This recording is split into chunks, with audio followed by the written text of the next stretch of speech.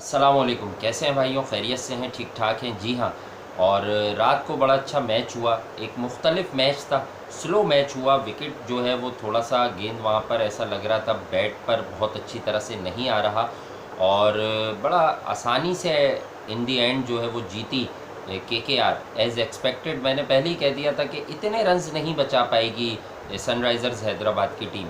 उसका रीज़न ये था कि सनराइज़र्स के पास एक तो देखिए बॉलिंग में उनका जो ट्रम्प कार्ड है राशिद खान, अगर किसी विकेट पर स्पिन मौजूद नहीं है बहुत ज़्यादा तो वो प्रॉब्लम में आ जाते हैं।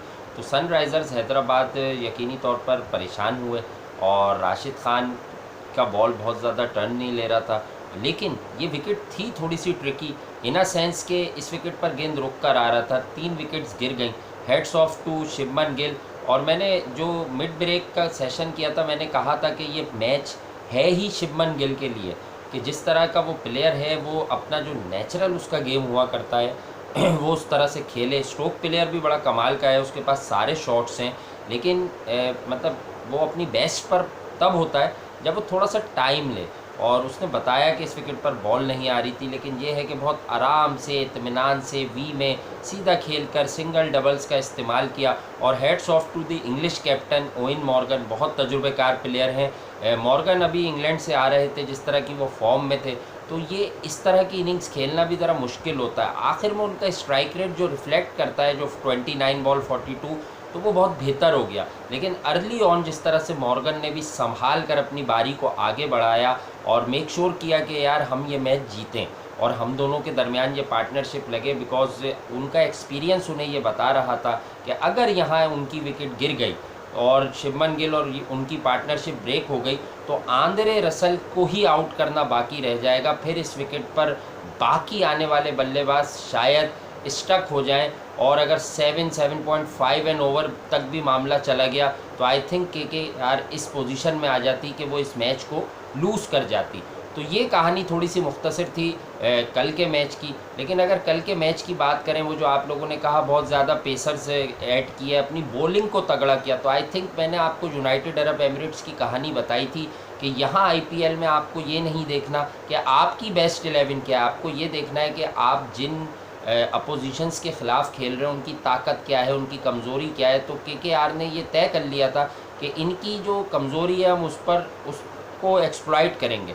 हम जो है अपने बॉलर्स पूरे खिलाएंगे, ज़्यादा खिलाएंगे, बैटिंग हम कम रखेंगे, एक आधा दो ऑलराउंडर्स लाइक रसल उस पर बिलीव करेंगे। बैटिंग तो नीचे आने वाले भी कर लेते हैं, लेकिन टॉप ऑर्डर में हम कंसोलिडेट करेंगे तो हम शायद ये मुकाबला जीत जाए। और एक्सपेक्ट जो किया था केकेआर ने वैसा ही हुआ, और उनका जो मुकाबला था वो अच्छा हुआ। लेकिन 18वें ओवर में मैच का फिनिश हो जाना इस बात की दलील है कि संभाल कर खेल रहे थे, प्रिकॉशंस ले रहे थे शुभमन और ओवेन मॉर्गन। लेकिन मैच आसान था केकेआर के लिए, विकेट बहुत आसान नहीं थी। हाँ, शाइकी क्रिकेट के लिए ज़रा मायूस दिन था कि उस तरह की स्ट्राइकिंग नहीं देख सके वो इस मैच में।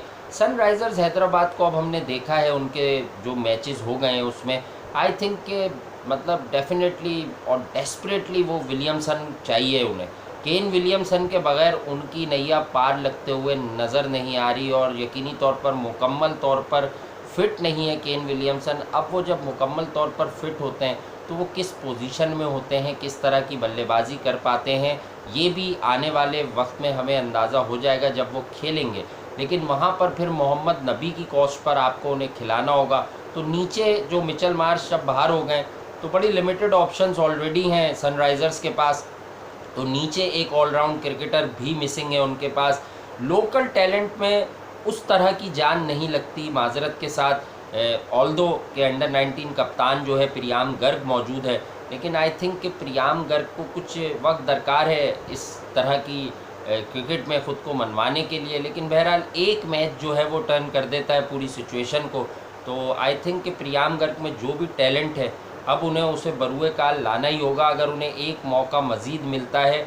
अदरवाइज़ आई थिंक कि फिर दूसरे ऑप्शंस की तरफ आप चले जाएंगे, और वो जो आप प्रमोट कर देते हैं किसी बैटर को तो वो भी समझ नहीं आता कि आप क्यों कर देते हैं किसी बैटर को इस तरह से प्रमोट। आई थिंक के मनीष पांडे को नंबर 3 से निकालना होगा।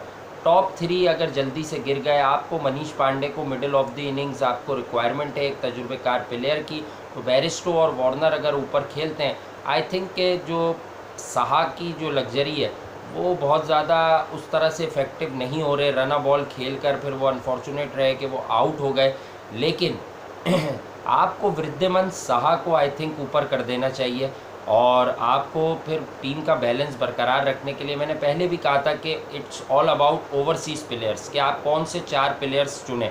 तो आगे जाकर मैं बड़ा हार्श स्टेटमेंट दे रहा हूं, लेकिन अगर जॉनी बैरिस्टो की फॉर्म अच्छी नहीं रहती अगले 1-2 मुकाबलों में, तो आई थिंक कि फिर साहा कीपिंग के फ़राइज़ अंजाम देंगे, साहा ओपन आएंगे, ये बेस्ट सोल्यूशन लगता है सनराइज़र्स का। विलियमसन 3 पर चले जाएंगे, अगर सिचुएशन बन गई है अच्छी तो पांडे 4 पर आ जाएं, वरना पांडे को आप तैयार रखें, मनीष पांडे को, कि यार आप 4 या 5 दोनों पर बैटिंग करेंगे। अगर रिक्वायरमेंट है कि ज़्यादा ओवर्स हैं तो आप पीपल लाइक प्रियाम गर्ग को ट्राई करते रहें, क्योंकि आपको जो असल मकसद इंडियन प्रीमियर लीग का है वो नौजवान प्लेयर्स को ग्रूम करने का है ना, तो वो मकसद फौत ना हो। आज मैच बड़ा ज़बरदस्त होने वाला है। राजस्थान रॉयल्स जिसने 217 रन्स का बहुत भारी टोटल लगाया था चेन्नई के अगेंस्ट, और किंग्स 11 पंजाब जो बड़ी अनफॉर्चुनेट रही थी, सुपर ओवर में हार गई थी, तकरीबन जीत गई थी जब नॉर्मल 20 ओवर्स के गेम का लास्ट ओवर चल रहा था, उस वक्त उनकी पोजीशन बड़ी स्ट्रॉन्ग थी, लेकिन बड़े अनफॉर्चुनेट रहे थे कि वो मैच को ड्रैग कर गए और सुपर ओवर में फिर रवाडा ने काम ख़राब कर दिया। लेकिन जिस तरह से केएल राहुल की टीम ने against royal Challengers Bangalore come back किया है, बाउंस बैक किया है, तो उन्होंने बता दिया है, पूरी टीम को जगा दिया है। सलाहियत लगती है किंग्स 11 पंजाब में इस बार के स्क्वाड में। राजस्थान रॉयल्स की टीम भी बुरी नहीं है, हाँ लोकल बॉलिंग है, लोकल बॉलिंग की बहुत पिटाई लग सकती है, जिस तरह से अग्रवाल है और गेल के खेलने के इम्कानात हैं। आज बटलर वापस आ गए हैं, बटलर अवेलेबल हैं, वापस इस तरह से आ गए हैं कि वो इंग्लैंड वाली सीरीज़ ऑस्ट्रेलिया के ख़िलाफ़ खेल कर जब पहुँचे थे तो उनको अपना क्वारंटाइन पीरियड जो है वो कंप्लीट करना था, तो क्वारंटाइन पीरियड जो है वो जॉश बटलर का पूरा हो गया है। अब अवेलेबल हैं वो आज के मैच से सिलेक्शन में।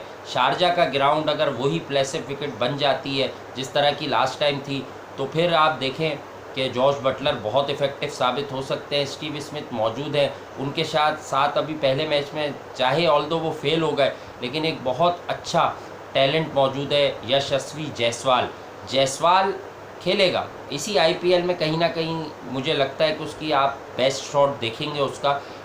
जायसवाल हो, स्मिथ हो, संजू सैमसन जो है वो ज़बरदस्त फॉर्म में।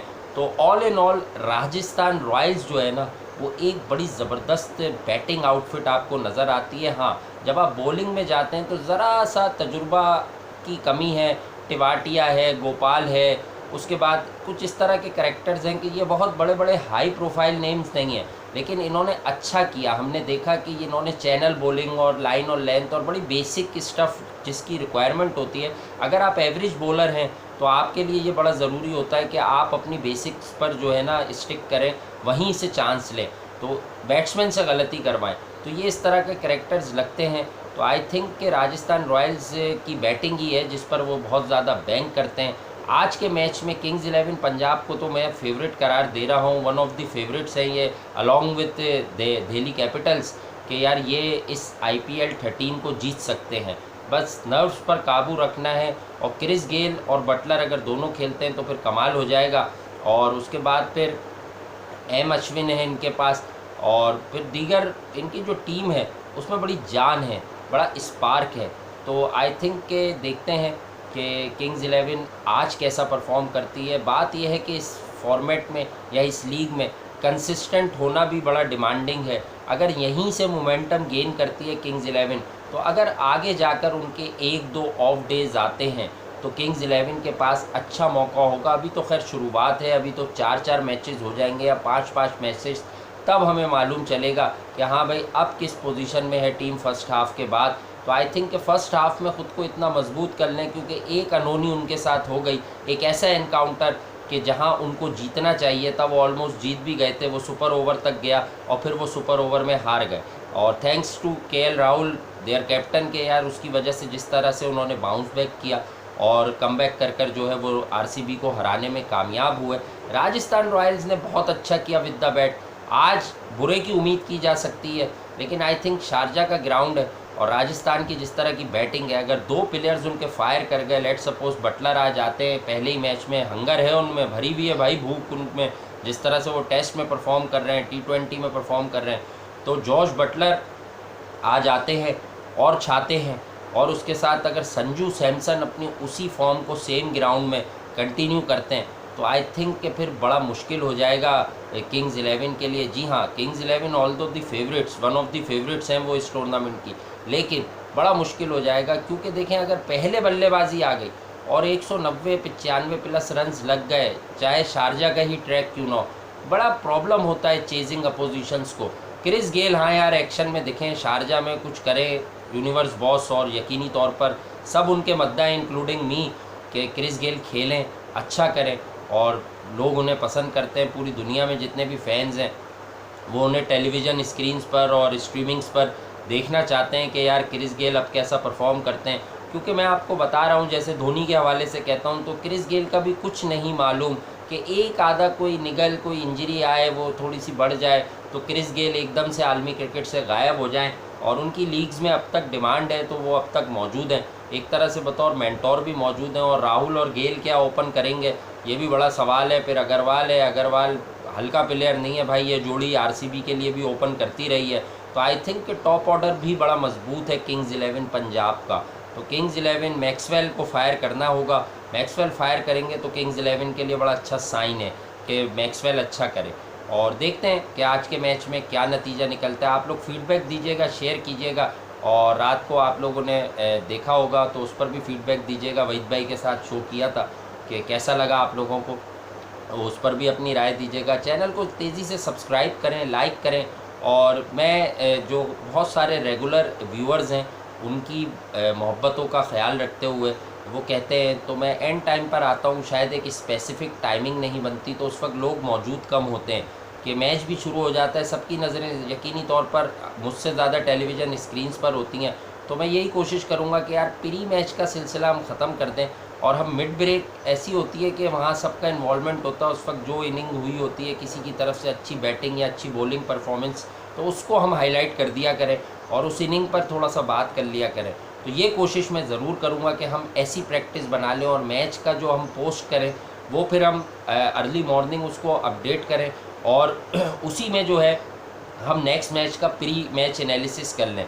आई थिंक कि उससे वीडियो की क्वांटिटी कम हो जाएगी और आप लोगों को भी देखने में आसानी होगी कि आप एक वीडियो में दोनों चीज़ एलिमेंट्स में कवर कर लिया करूँगा, तो आप उस पर बात कर लीजिएगा, इस हवाले से भी अपनी राय दीजिएगा। बहरहाल वक्त वफ़ा करेगा तो मैं यकीनी तौर पर आपके साथ रहूँगा, आ जाया करूँगा, मुझे इस बात से फ़र्क नहीं पड़ता, और ये फ़ायदे नुकसान से ज़्यादा प्यार और मोहब्बत का पहला सौदा है, और यही सौदा है मेरे और आपके बीच, और यही ताल्लुक़ है, यही मोहब्बतें हैं, यही बाकी रह जाएंगी। तो यह है कि मैं पूरी कोशिश करूँगा अपनी कि मैं आप लोगों के साथ उस टाइम पर ज़रूर बंधा रहूँ, जुड़ा रहूँ, कि जो सूटेबल टाइम है अवेलेबिलिटी हो मेरी उस पर। और फिर कोशिश करूँगा कि अभी अपने प्लेटफॉर्म पर जो है वो वहीद भाई और इफ़ी भाई वगैरह के साथ भी कनेक्ट होकर एक शो करें, जैसे हमने कल वहीद भाई के साथ शो किया था, और पसंद आया होगा आपको। अभी तक मैं उसका फ़ीडबैक देख नहीं सका हूँ, मैं ख़ुद भी देखूँगा, चेक करूँगा, और हमें मज़ा आया। बड़े अरसे के बाद वहीद भाई के साथ हमने एक डिबेट की, वैसे करते रहे होंगे लेकिन स्क्रीन पर आकर की, बड़ा मज़ा आया। मैंने दिसंबर में लास्ट जो थी, आई थिंक दिसंबर जनवरी में लास्ट उनके साथ शो किया था, जब वो यहाँ पर एक प्राइवेट टीवी चैनल पर अपना शो रन कर रहे थे, उन्हीं के नाम का वो ब्रांडेड शो था। तो अब वो फ़िलहाल वो नहीं कर रहे, तो जब तक वो कर रहे थे वहाँ वो जब उनका ऑर्डर आ जाता था कि भाई आपने आना है, तो हम ज़रूर कोशिश करते थे कि यार चले जाएं। और फिर मिलते हैं अगली वीडियो में, तेज़ी से लाइक कीजिए, सब्सक्राइब कीजिए। आज चांसेस दोनों टीमों के ब्राइट हैं, और जिसकी बॉलिंग प्रेशर हैंडल कर गई, जो मुझे फील आ रहा है, जिस ग्रुप की, जिस फ्रेंचाइज की बॉलिंग अच्छा प्रेशर हैंडल कर गई, वो आज के दिन हमें सुरखरू होती हुई नज़र आती है। लेकिन हाँ, आज का मैच मुझे ऐसा लग रहा है कि नेक टू नेक जा सकता है कहीं ना कहीं, और इस मैच में वो वाला पोटेंशियल नज़र आता है जो क्लोज़ मैच हुआ था। मैं ये नहीं कह रहा मैं सुपर ओवर में मैचेस हर दूसरा मैच नहीं जाया करता, लेकिन इस मैच में वो पोटेंशियल नज़र आता है कि ये उतना क्लोज़ मैच जा सकता है कि जो दिल्ली कैपिटल्स और किंग्स 11 का गया था। तो अच्छा है किंग्स 11 यहीं से टाइट हो जाए, राहुल सीख ले कि मुश्किलों का सामना करना, ताकि आगे थोड़ी सी आसानी हो अगर ये प्लेऑफ्स तक जाते हैं। और जाना चाहिए, अगर नहीं जाएंगे तो आई थिंक कि बहुत सारे लोगों को तकलीफ़ होगी, फैंस को, लेकिन मुझे बतौर एनालिस्ट बड़ी तकलीफ़ होगी, क्योंकि मैं समझता हूँ कि इनको और दिल्ली कैपिटल्स को हर हाल में प्लेऑफ्स में जाना चाहिए। ठीक है, इजाज़त चाहूँगा। सब्सक्राइब कीजिए, लाइक कीजिए, शेयर कीजिए।